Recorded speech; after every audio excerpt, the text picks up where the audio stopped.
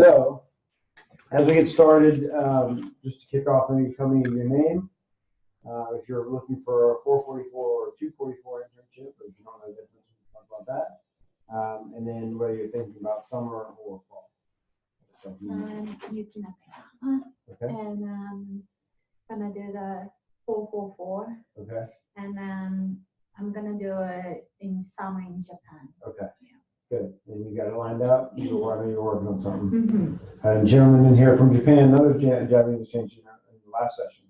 And he's starting to look. I asked him if he knew you because I said you'd already found something, so maybe you could help him, but he didn't. So if somebody looks you up and says they're another HTMT Japanese exchange student, you know why. Good. All right. So you got something lined up. Good. Excellent. Thank you. I'm Nina. I'm on hospitality minor, so Sure. I'm assuming it's a 244. It's probably if you're doing what you want the required course. Yeah. 444. 444. Yeah, that's Okay. what's required for the major minor. Okay. So I'm hoping to find one over the summer, Okay. but I'm a little cramped because I'm going abroad for the month of June. Okay. So I would have to find a pretty short one, or one that starts maybe in July. Okay. If not, I can definitely do it fall semester. But Are you a senior yet? yeah, I mean, I'm a junior. Or Yeah, you'll but be I'm a senior by the summer? Yeah. Where are you going in summer? London. Okay. You're going double. So Across I'll be very the close. closer pond. yes. All right. Yes, you may have trouble finding one for 2 months. Yeah. Are you looking in Charleston or are you looking like where's home? I'll be in Charleston, so Okay. yeah, here. Okay. You may be able to. It's totally up to you. The only urgency for anybody looking for summer is the internship award that's available through the Student Success Center is only available to the end of the month. Okay. To apply for that, and that pretty much recovers an internship. If you go to London and you find something there that I'm pretty sure that your student visa will allow you to work, Okay. at least in Dublin, for less than 90 days without having to get an additional work visa. Okay.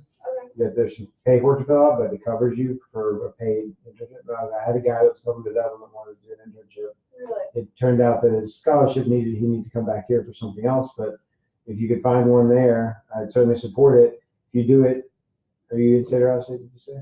You know what? Are you in state or out of state? Well, I'm out of state, but I'll be here over the summer. Sure. But if you're from out of state and you do an international internship, you can actually qualify for the in-state plus 30 tuition rule for like a study abroad course. So you can do it in the summer for cheaper than you would have to do it here internationally. Got it. So if you can find one in London, do it internationally, get that award, probably pay for the tuition costs without having to pay for the course. Okay. So which is usually the detraction from doing it in the summer. The biggest consideration is there is a tuition implication for summer internship. Okay. Because it's a course, you're registered, you're taking coursework in addition to the internship, there's costs associated. So. I assumed it would be hard to find over the summer, so I'm probably shooting for fall. Sure. Not hard to find them. I will say that there are more summer internships available than there are interns. Right. Are you on our listserv? The hospitality listserv? Yeah, I've looked through it. Okay. Hard for you. We'll look at that too. Okay. This first section, this first piece of this section. But there's a lot of, in summer they're typically paid. So we're close to 75 to 80% of internships over the summer are paid. Or it's more like 50-50 during the school year. Okay. All right. So I'm Noah, Noah? doing the 444 internship. Plan to do it over the summer Okay. and stay around there. Good. Have you found anything yet? I've got a few interviews lined up, but Okay. nothing concrete yet. Good. All right. So that kind of gives me a good sense of where to be, where to start. So I'm going to dive through our CFC website and get to the hospitality internship web pages. I'll just say while I'm doing this that at the bottom of every email I send, in my signature, there's a hyperlink at gocfc.edu HTMT internships, which jumps you straight to our internship web pages. So you can, as I just did, go digging through the website and find all of this, but you can also follow a hyperlink either on the listserv post or directly on anything that I've sent to you. So this repository of information is always available to you. Very likely after we finish this session, it's going to be the video that goes up here, so you're all going to be preserved in posterity for many years to come, so other people to watch this session and learn how to do this. So there's a recorded version. If you forget anything, you can come back to it. And then where we're going to kind of start today, there's other resources available to you. So for finding an internship, the way the internship process works, you got to find the internship, then you get enrolled in the internship. So the listserv is the best resource for that. The Career Center also has Handshake, and you've got Friends, and there's lots of other great resources. So you're not limited to the listserv. But I'll just show you real quickly how to use it to the best of your ability. So this link right here is why I go to this page. This is the listserv archive.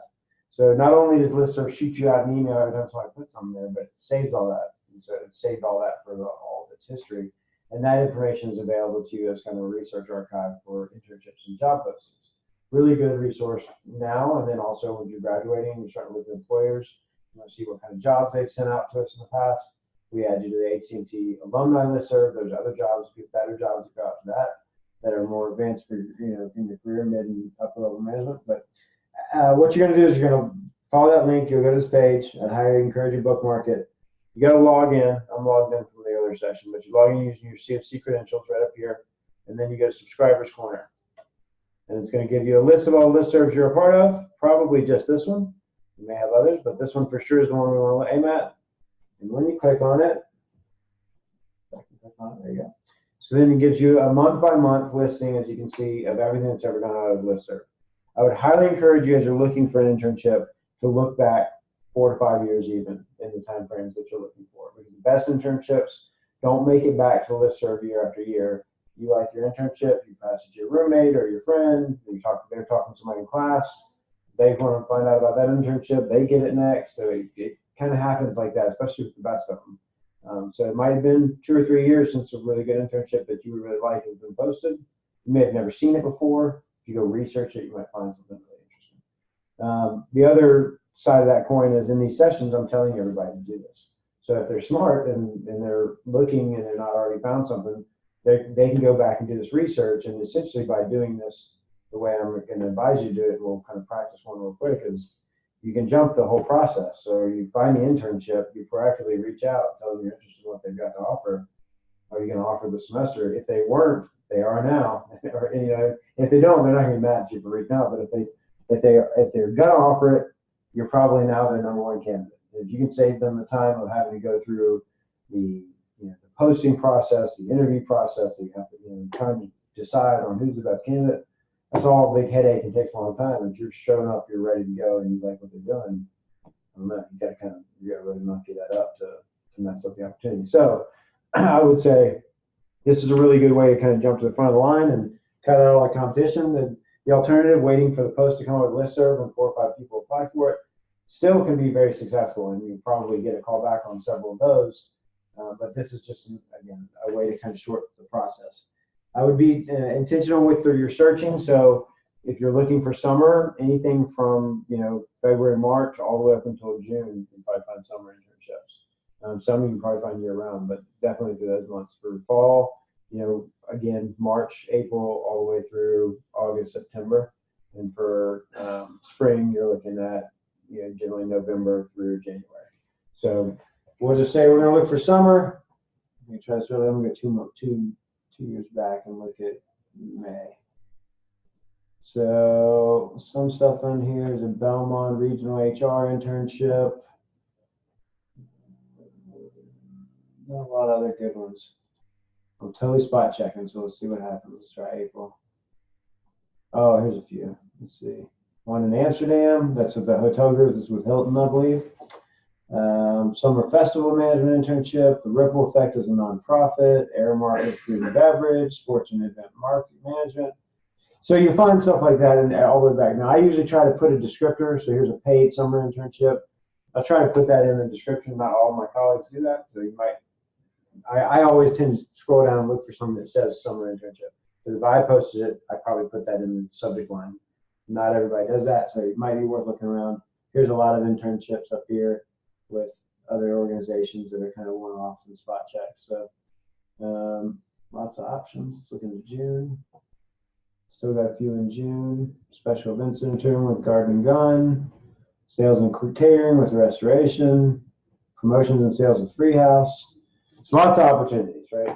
So you find one. I like Freehouse. I want to be a brewer. It sounds good to me. I want to learn how to promote my brewery. So I'm going to go look at that. It's going to tell me all about the posting. I actually sent this out recently for this summer, so I know it's the same contact. So I'm going to click on that email and say, hey, Kylie, I believe that's your name. I was checking out, doing research for my internship. I came across your posting from last year, 2 years ago. Wanted to try it on for the beginning of the semester. You can also do a quick free house check and find the one that's more recent if you find one in the past, just to see what they've offered. I've provided my resume. Please let me know if you're interested. Again, jump the gun. Now you're in the game. So you can use the search option. So it is available. You can see what they've offered. Summer internships, last few summers, maybe less, and then they had a fall one, it looks like. Some other opportunities. So you can get an idea of what they've done, how long they've been around, if it's been a positive internship. You can see if it's, usually it doesn't come back up again. We don't post it again if it's not a good one. So that's your resource. Now, again, you have other things going on for you, but I would strongly advise you to use this. It's certainly a benefit to you, and you paid for it, so use the value of it. Any questions with how to find those or what to do when you do? Sometimes I've gotten the question, should I just go for one? No, never put all your eggs in one basket. Go for 2, 3, 4. As many as you can find that sound interesting to you. I know for sure that in the last month, I put out a lot of really cool summer internships. So Q4 launch is pretty incredible. Wind and Vacations is probably not incredible, but good and paid. Free House is paid. Q4 launch is paid. Verde, this is with an alum that's paid. It's events and marketing. It's kind of a corporate job. There's some paid ones up here. So Reka is an app. Social School is event services. Part-time to Charleston Landing could be an internship. That's like an internship. Some with Patrick Power. So 10 right there. Only one of those that I see that's not paid. So a lot of good stuff out there. Certainly opportunity in the summer to take advantage. So once you got it, you got the internship, congratulations. Now you're ready to enroll. And so the enrollment process in this case is different from every other enrollment, and the reason for that is because you've got a third party now. So we've got an internship host who's a new party, new player. We want to make sure that you're going to be taken care of. They're going to do what we need them to do. You're going to learn from the experience. So there's another layer of accountability. People are often like, why is it so complicated to enroll for an internship? It's not trying to complicate it, but we're trying to make sure that it's a good experience. So I have just launched yesterday with the first session of these info sessions, the new portal. There are kinks in that system, but it promises to be a much more seamless experience for you once I've got all things worked out, which I'm working a couple weeks ahead of you to get done. So we'll look at that and show you how to work it. I'll show you the one kink that's going to affect you right now, but it should be fixed by the end of the day. And then just know that portal, also with summer internships, timelines are all over the place. You might be enrolled in Maymester or summer too, and your internship may last from May to August. And so I use the portal and Google Drive to manage the internship. That gives you access to everything remotely, contiguously throughout the summer without having to worry about semesters and OAKS availability and being abroad or anything like that. You have a Google Drive, accessible everywhere, and this portal that I'm about to show you, you can log into from anywhere and access and upload your major assignments. So those are the resources for the class, and it's not just for summer. That's the way I run it during spring and fall, but just know that it's important once you set up this account for the portal that you remember your password. It's not linked to the college. Like the listserv, it's actually separate, so your email and you got to use your Gmail account, but your password's independent. So just make it something you can remember, not something overly complicated. All right, so you join the listserv, you've talked to your advisor, you've come to the session, you've got the internship. Now you're going to apply. Right? So you click that button, it's going to take you to the internship portal. This is going to talk about all the different things that you can use this for. So if you're looking at the specialty program next year, you might use this to get into one of those. But you're going to be focused on registering the first time. Here's that. Use your g.cfc credentials, right? So you can probably do Google login as long as you're logged in with your g.cfc. That should be okay. If not, just create a login here with your g.cfc. I'm already logged in, so I'm going to go create a fake account real quick, or go log into a fake account so I can kind of show you guys what it's going to look like. Bear with me for just a minute.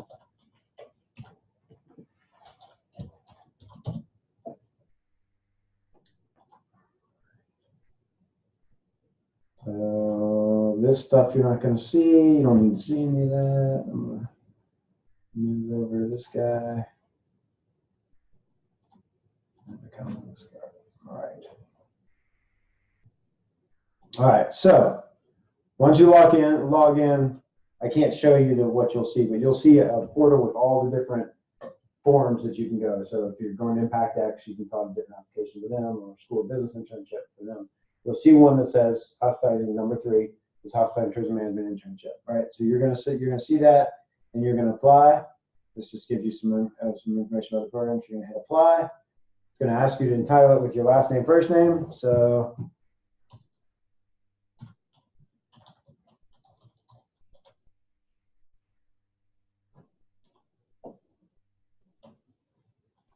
create that application.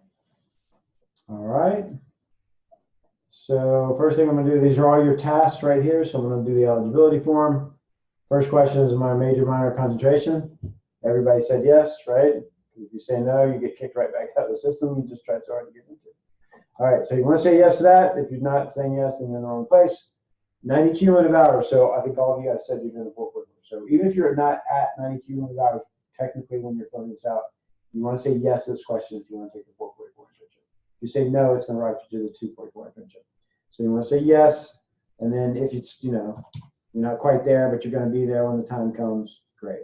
Just put it in there. Be honest.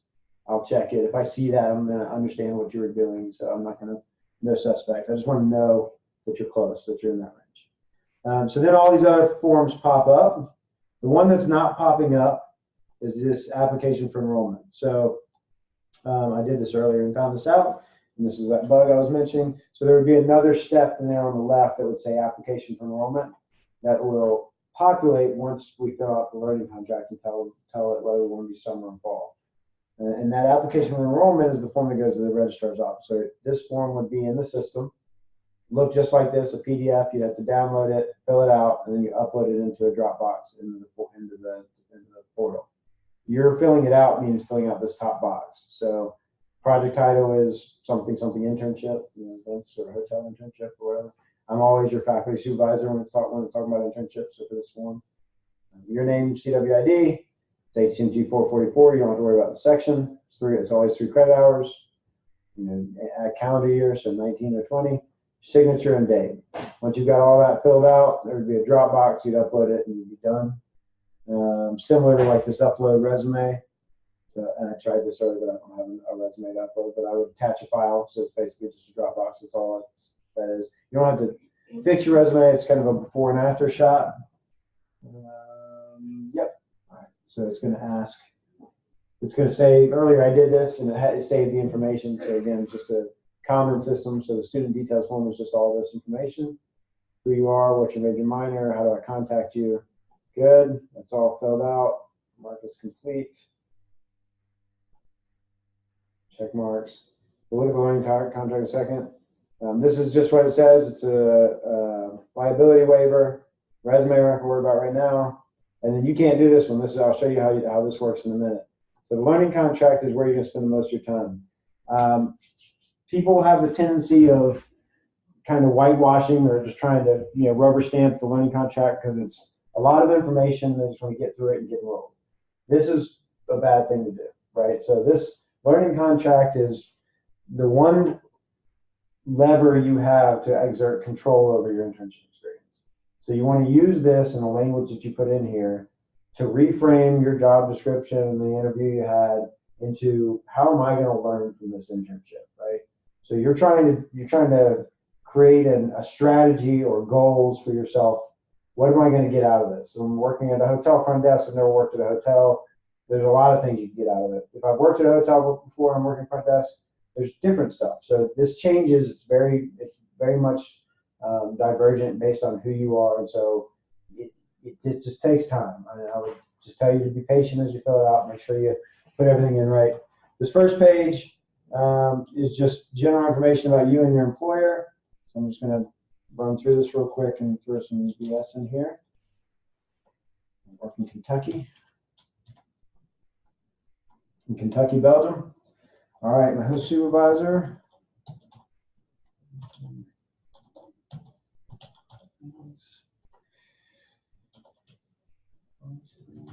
right.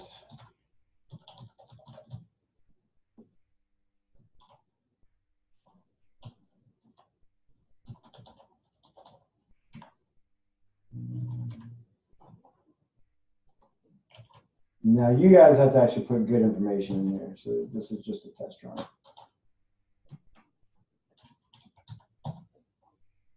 Term you enrolled in. So this is going to be ultimately when that application for enrollment shows up, it's going to be based on what you put here. So if you think you're going to do summer, but then falls through and you're going to do it fall, you can use the same application. You have to come back and make sure you update this so you get the new application for enrollment. So I'll say summer 19. I don't think it's going to work, but just an off chance it does. And then be thoughtful about your start and end dates. You know, you might want to work all summer, but you might want to have the flexibility at the end of the summer to decide when you work. So you might only put your formal end date, you know, mid-August or early August, so that if you want to stay later, it's your call whether you do that. Just remember that whatever you put on here is basically what I'm going to hold you to. And, you know, if your supervisor is looking to hold you to something, probably something they would use to hold you to as well. And they do have access to it. They're agreeing to this at the front end. So you want to try to be as accurate as you can. Talk to them about this, get this lined up, and so that it fits with your schedule and your expectations. There's some parameters of the job. It's just going to ask, you know, what does the job look like? Anticipated hours a week. This is, again, another thing that I would tell you. So our minimum is 120 hours. That shakes out to 10 hours a week. Most employers are going to have an expectation that's higher than our minimum requirement. But it depends on your internship. If it's the summer, you know, you could do a 2-month internship and work 40 hours a week and knock out the 120 pretty fast.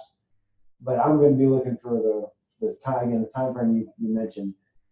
During the semester, putting your anticipated hours per week is really important because we have a problem with our employers with hours creep. So you're in school, you're going full semester, you only got 20 hours a week that you can dedicate to a job, you're really good at it, and then all of a sudden they want you to work 30, 40 hours. That happens. You should take it as a compliment, but you also need to guard yourself against being creeped upon and ruining your life, because that's not good either. So putting an accurate number in here, putting what you think to be accurate in here is important, so that conversation can be had at the front end, and then you have this as a kind of a basis for what your expectations are. All right, so I'll just throw some things in here. We're going to go to the next page. All right, so this is the important part. So your learning goals, that you click this link, it will take you back over here. So this is where we kind of talk about what the learning contract is and why you're writing it. Really critical, this word right here is kind of says it all. We don't want you to be a gopher. We don't want you to have kind of the stereotypical internship of you're not doing anything valuable, you're just running errands and getting coffee. And that's not what we do here. We do internships that give you learning experiences. So the learning contract is, you know, this is all the language of basically what I just said a little bit ago. This is meant to shape your learning opportunity. You definitely want feedback from your supervisor. They are going to have to approve it. I'm also going to have to approve it. So I'm going to be looking for academic rigor. They're going to be looking for feasibility and reality of expectations. You need to be pushing the envelope as hard as you can to get the most out of the experience that you possibly can without overreaching and saying you're going to do something that's just not realistic. I don't want you to make stuff up or feel like you have to do that, but I want you to challenge yourself. You know better than I do what that looks like. That's why you're a big part of this process. But this kind of outlines what the goals are. This kind of gives you some ideas about how to write the goals and keep them specific, measurable, attainable, realistic, time-bound. So basically things that you can achieve, you can work towards, but not that if you achieve them by midterm, you're just done. You know, you want to be able to give yourself a goal that's specific enough, but also measurable enough that you can evolve into it. And then what the goals look like. So on the learning contract, you pick one of your school of business learning objectives. You see these on all your syllabi for business courses. So you pick whichever one fits. Communication is the one that most people go with. Certainly not one you have to if you're going to do an internship outside of hospitality, but you want to use your hospitality skills because you're going to be doing service or guest operations work or something. You know, maybe you're doing synthesis, or if you're doing a marketing or a PR internship, maybe you're creating intellectual materials or collateral, so you're doing intellectual innovation, whatever it is, you pick it. And then the 4 goals or tasks or activities, responsibilities are the things that you're going to learn from. So this is where you're writing, how am I going to learn? So, all right, it's an events internship. I've worked in events before, so I know the job, the basic job just talking, how to talk to guests isn't going to cut it for me.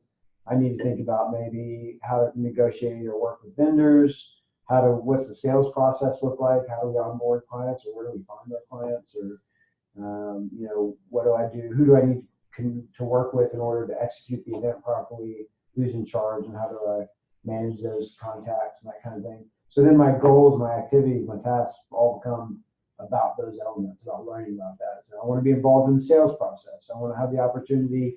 I want to have the opportunity to, to sit in on a logistics conversation with subcontractors and vendors, and I want to be a liaison for vendors during a live event.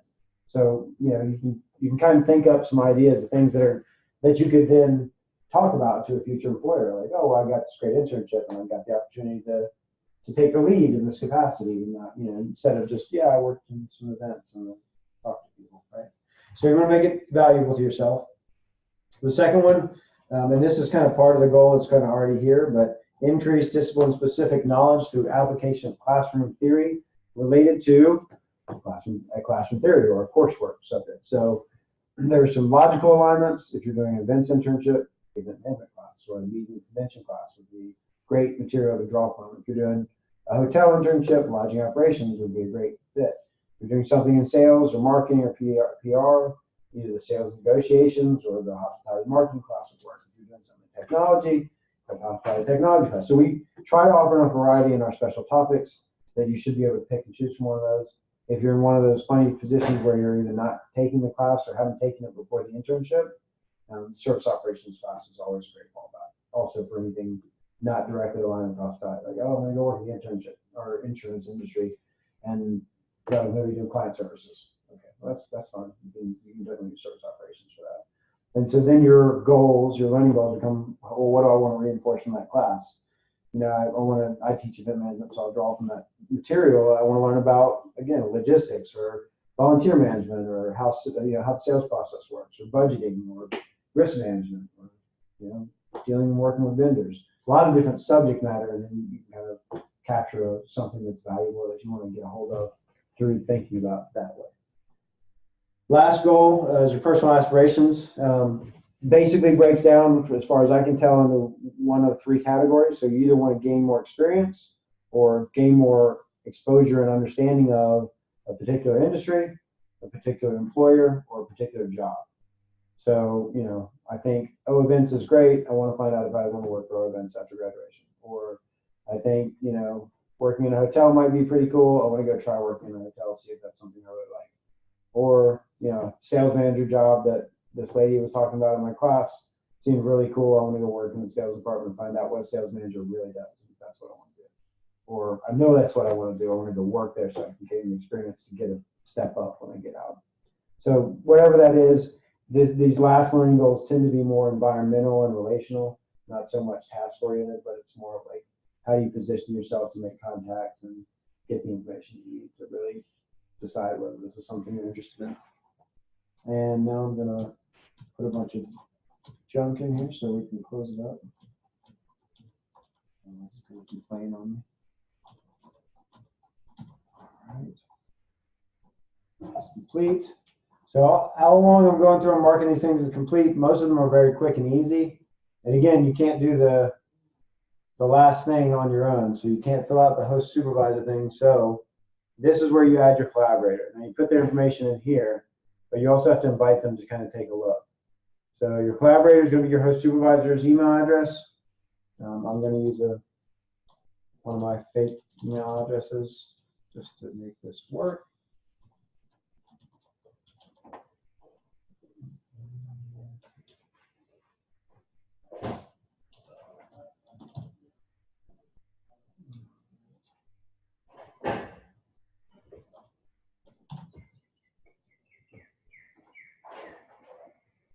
All right, so see, it's going to show that it's sent that. Now that it's sent that, it's going to send reminders to you and your supervisor until they fill it out. So, and then when they do fill it out, it's going to send you something telling them they've done it. If you need to resend it, you can. Sometimes they'll say, I didn't get the invite. You can go in here and click resend. But once they fill that out, say I've filled out everything else, once they do their part, this little button over here is going to go green. You wouldn't know that except that you'll get an email saying your supervisor completed their step. please go in and submit your documentation. So once you've kind of done this piece, you're waiting on them for a minute. Once they've done their piece and you hit submit, everything comes to me and I get you enrolled.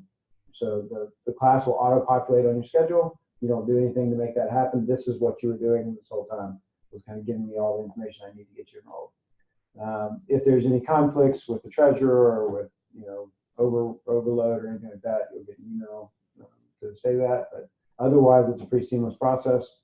As soon as I've got all the information and I send something over to the registrar, I will shoot you an email to say you're in the process of being enrolled. Here's how you get started with the course. And it'll give you access to Google Drive stuff, tell you when the advisory sessions are, how to access the online ones, and kind of give you some ideas of how to get started with the course. In the course, it's pretty much, again, run so that you can be online, you can be anywhere in the world. The advisory sessions are available online. During this regular semester, I offer them in a person-to-person format like this, but they're also still available online. There's an initial advisory session at the beginning of the semester to get you initiated into the course and understand the requirements. One at the middle of the semester to talk about the big assignments, which all are submitted through this portal. So you do a weekly journal on Google Drive. Everything else you submit, which is a midterm, a final report, and a career plan assignment, are all steps in this portal. So as you come to those milestones in the semester, you'll get an email that will say, hey, it's midterm time, please log in and upload your midterm report. It's usually just an upload box. And then at the end, you and your supervisor complete evaluations of each other, which both contribute to your grades. Theirs in a more major way than yours, but both of them contribute, and that all comes to this portal as well. So they need to also remember, if they ask you like, hey, I got this weird invitation and we're working on it so it'll look like it came from me, but right now it comes from the system. If they don't know what it is, they just need to create an account, and that's the account that they're going to use. They're going to get accused every time they have to do something. They don't have to mark it in their calendar, but when they get the email, they need to go in there and know their password so they can get in the check boxes for you. And those are important for them to be checking in. Again, that's our accountability to make sure they're giving you the experience you're supposed to get. Midterm is really about kind of course correction and making sure that everything's happening the way it's supposed to. So a lot of what my job is to keep my hands off, let you manage the relationship, but make sure that there's accountability on both ends. And then I'm also, of course, always here as a resource to you. Due dates. The internship, technically you want to get it all the paperwork in, submitted on the portal by the drop add date. That gives me a couple of days to get the registrar to do what they need to do before my actual deadline for individual enrollment. There is an after deadline form. The internship course never fills. You'll see it at 0 at the beginning of the semester. That's just no one's registered yet, but it'll go up until people stop registering. There may be a small cap in summer because there's limited capacity for me to be able to do all the internships in summer. But during the regular semester, there's never a cap. I've done as many as 65 interns in a semester, so my services are probably less beneficial when they get that many. But I don't want to say no to anybody.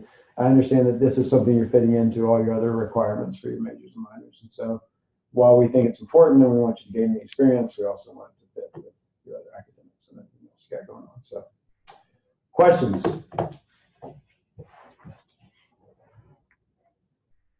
I was pretty warmed up, so I had this ready to go. All right, so go out and get internships. If you need help, except for in Japan, unless you want to work for a major hotel company that recruits internationally. But if you have your own, you're good. If you do want me to help, we do have Mandarin Oriental, which has a strong Japanese presence, and then we have Marriott International, who recruit with us in 4 seasons. So I could certainly connect you to those if your personal contacts don't come through. And then for you guys in Charleston or in the States, we have some outreach in the States, mostly concentrated in the Southeast. But anything I can do to help along the way, or if you have questions about them, if it's something that we've offered before, I can probably tell you what other people have thought about it. I'm happy to help with that. Good enough? All right. Thank y'all for coming. Thank you. Appreciate y'all being here. So I went to international office